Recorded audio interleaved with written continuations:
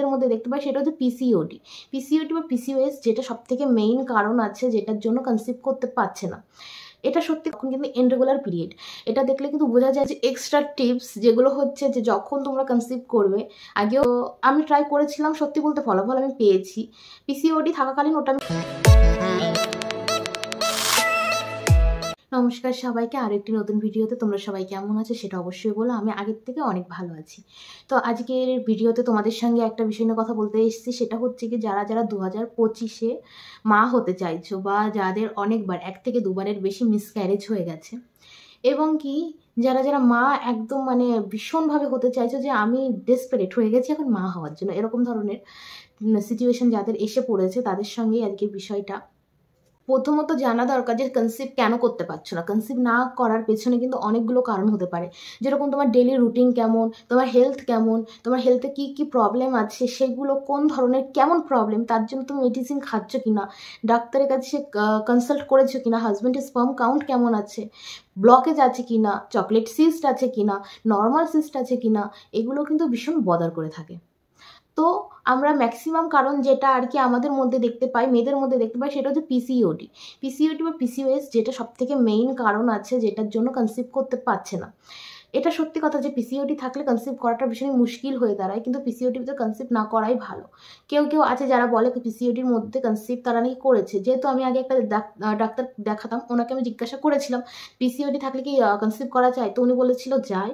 কারণ কি যখন বার্থ কন্ট্রোল পিলসটা চলে সেটা কিন্তু তোমার পিরিয়ডটাকে রেগুলার করে দেয়। রেগুলার যখনই পিরিয়ড হবে তখনই তোমার এগ রিলিজ হবে। এগ রিলিজ হলে যদি সেই সময় ইন্টারকোর্স করা হয় সেই সময় কিন্তু আর কি কনসিভ হওয়ার চান্স থাকে, কিন্তু তখনও পর্যন্ত ওটা করতে বারণ করা হয়। কারণ কি হয়তো কি হয়, আমাদের পিসিওডি যাদের আছে তাদের কিন্তু এগ খুবই ছোট হয়, ম্যাচিওর হয় না। সেই ক্ষেত্রে সেই এগে যদি অনেক ক্ষেত্রে কনসিভ হয় না, আর কনসিভ যদিও হয় সেটা কিন্তু মিসক্যারেজ হয়ে যায়। আর মিসক্যারেজের কারণ প্রথম 3 মাসে যদি মিসক্যারেজ হয় তার কারণ হচ্ছে বেবির মধ্যে কোনো অ্যাবনর্মালিটি ছিল, যার জন্য বডি নিজের থেকে সেটা অ্যাবর্শন করিয়ে দেয়।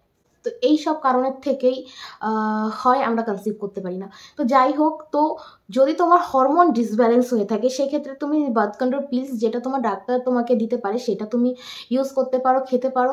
আর ম্যাক্সিমাম মেয়েদের একটা আমি কথা বলতে চাই এখানে, যে বেশিরভাগ লক্ষণটা কি, যে পিসিওডি আছে তার লক্ষণ কিন্তু ইনরেগুলার পিরিয়ড।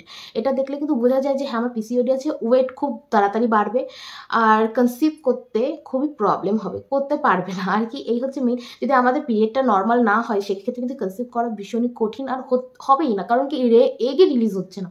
এবার বলি যে তুমি কি করতে পারো। তুমি একটা কাজ করতে পারো, যাদের হরমোনটা ডিসব্যালেন্স হয়ে আছে তারা আগে ওষুধ খেয়ে হরমোনটাকে ব্যালেন্স করো।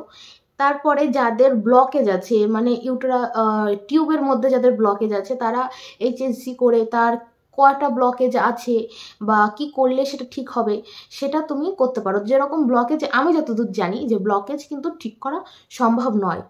আর যদি একটা টিউব খোলা থাকে তাহলে অবশ্যই কনসিভ তুমি করতে পারো, কিন্তু দুটো টিউবে যদি ব্লক থাকে সেক্ষেত্রে কিন্তু কনসিভ করা পসিবল হয় না। যদি ছোট ব্লকেজ থাকে বা মানে এরকম টিউবের মধ্যে আর কি ব্লকেজটা এদিক থেকে ওদিক পুরোটা মিশে যায়নি, সেক্ষেত্রে কিন্তু কনসিভ করা যেতে পারে যদি কিনা এইচএসজি করানো হয়। তারপর যদি কারো হাজব্যান্ডের স্পার্ম কাউন্ট কম থাকে, ধরো স্পার্ম কাউন্টের সাথে সাথে মর্টিলিটি খারাপ আছে বা মরফোলজি খারাপ আছে, তাদেরও কিন্তু এই ক্ষেত্রে অনেকটা প্রবলেম হয়ে যায়। তো তাদেরকে ডাক্তারের সাথে কথা বলে কনসাল্ট করে সেগুলো কিন্তু মেডিসিন চালাতে হবে, তাহলে কিন্তু তার হাজব্যান্ডের স্পার্ম কাউন্টটা বাড়বে। তো তুমি বাড়ি বসে যেটা করতে পারো, তুমি পাকা টমেটো খেতে পারো।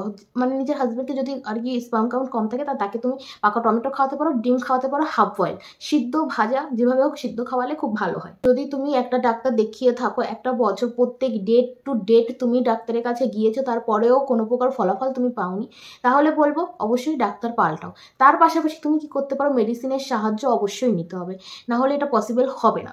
মেডিসিন নাও, তার পাশাপাশি ব্যায়াম করো। ব্যায়াম করার পর আমি তোমাদেরকে প্রচুরবার অনেকবার বলেছি, তোমরা আমাকে সেই একই প্রশ্ন বারবার করতে থাকো। তো সেটা হচ্ছে যে আমি তোমাদেরকে প্রত্যেকটা বার একটা কথা বলেছি, পিসিওডি থাকলে 3 মাস প্রথম মেডিসিন চলবে। সেই সময় তুমি নিজের ওয়েট কমানোর জন্য ব্যায়াম করো, এমন না তখনই তোমার মানে আর কি ইমপ্লান্টেশনের ব্যায়াম করবে সেগুলো না, কনসিভ হয়ে যাক তার ব্যায়াম করবে সেগুলো না, তুমি শুধু নিজের ওয়েটটাকে কমাবে সেই ব্যায়ামগুলো করবে, তাতে তুমি লাভ ঝাপ যা ইচ্ছা করতে পারো। 3 মাস যখন শেষ হবে তারপরে যখন ডাক্তার তোমাকে অন্য কোনো মেডিসিন দেবে, ধরো ল্যাট্রোজোল দিল বা অন্য কোনো মেডিসিন দিল, সেই ক্ষেত্রে তুমি যদি তোমাকে যদি বলে যে এবার তুমি কনসিভ করানোর জন্য এই মেডিসিনটা তোমাকে দেওয়া হলো, এই থেকে এই দিনের মধ্যে তোমরা ইন্টারকোর্স করবে, সেই ক্ষেত্রে তুমি ইন্টারকোর্স করার পরে ধরো আমাদের পিরিয়ড তো হয়ে যাওয়ার 15 দিন পরে একটা এগ রিলিজ হয়, 12তম দিন, 14তম দিন, 16তম দিন, যে কোনো দিনে হতে পারে। তো এরকম টাইমটা ওই একটা সপ্তাহ বা ওই 5টা দিন ক্যালকুলেট করে তারপরের থেকে যখন ইন্টারকোর্স তোমার কমপ্লিট হয়ে যাবে কনসিভ করার জন্য, তারপরের থেকে তুমি যাতে ইমপ্লান্টেশন ঘটে সেই ব্যায়াম করো।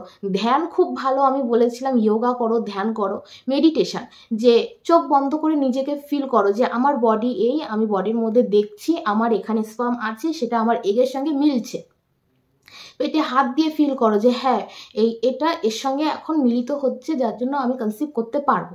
এরকম ধরনের পজিটিভিটি নিজের মধ্যে রাখো। ডিপ্রেশনে যেও না, ডিপ্রেশন ভীষণই খারাপ জিনিস, জানি এর থেকে বেরোনো অনেক কঠিন, কারণ আমি নিজেও ফেস করেছি, আমি জানি কি জিনিস ওটা। যখন আমি মাথার থেকে একদম ছেড়ে দিয়েছি হলে হবে, না হলে না হবে, এই ব্যাপারটা যে জবের থেকে এসছে তার পরের মাসেই আমি কনসিভ করেছি। তার জন্য বলছি টেনশনের থেকে একদম বেরিয়ে যাও, ঘুরতে যাও, বাইরে বেরো, মানুষের সঙ্গে কথা বলো, ঘরের ভিতর বন্দি হয়ে থেকো না।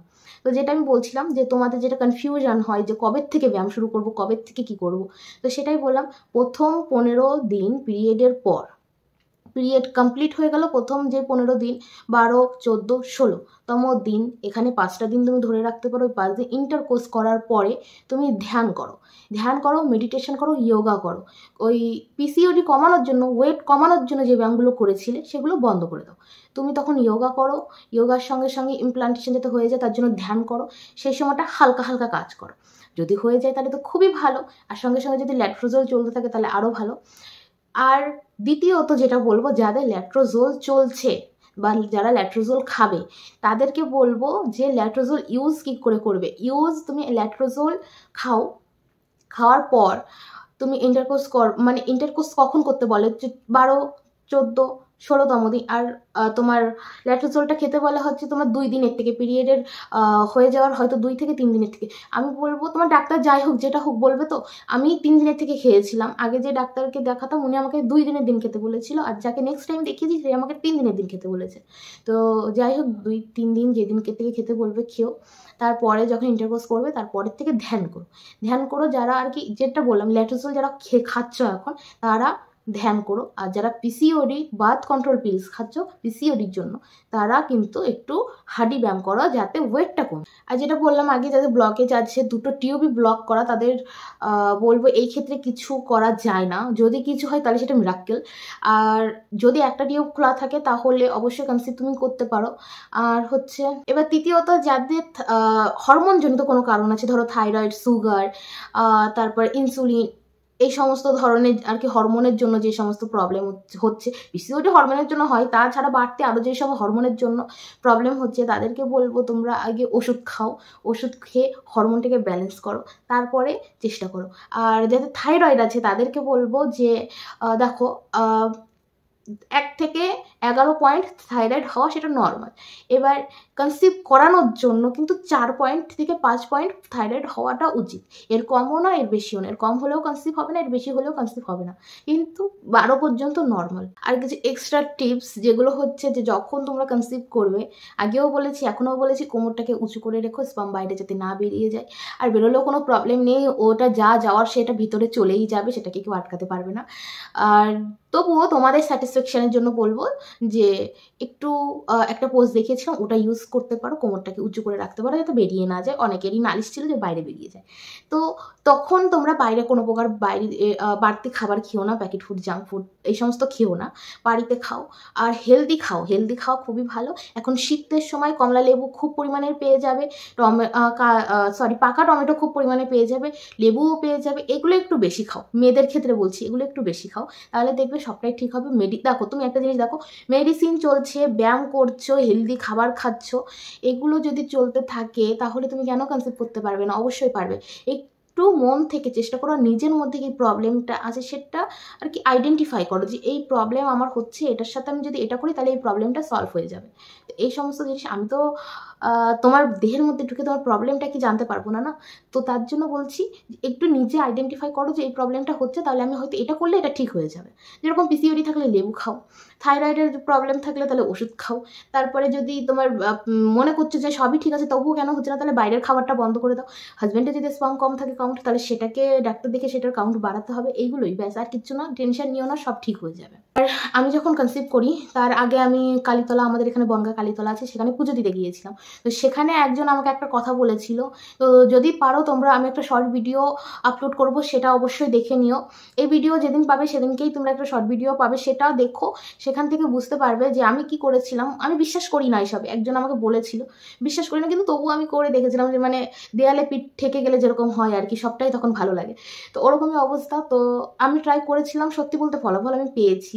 পিসিওডি থাকাকালীন ওটা আমি ট্রাই করেছিলাম, ওই জিনিসটা, ওটা আমার কোমরেই ছিল। পিসিওডি সেরে গেল, তার একটা মাস আর কি অন্য ওষুধ চললো, ল্যাট্রোজল খেলাম, সঙ্গে সঙ্গে কনসিভ করলাম। এই হচ্ছে আমার স্টোরি, নতুন ডাক্তার দেখিয়ে অবশ্যই। তো তার জন্য বলছি যে এটা আমি শর্ট ভিডিওতে দেবো, তোমরা পারলে ওটা একটু চেক করে নিও। আর অনেক ভালো থেকো, সুস্থ থাকো। আর কি কি প্রবলেম আছে আমাকে অবশ্যই বলো। আমি জানি অনেক কমেন্টে রিপ্লাই দিতে পারি না আমি, কারণ কি আমার মেয়েকে নিয়ে আমি পাগল হয়ে যাচ্ছি, তার জন্য আমি দিতে পারছি না। তার জন্য সবার কাছে আমি ভীষণ ভীষণ সরি। আর তোমরা কি কি বলতে চাও অবশ্যই বলতে পারো।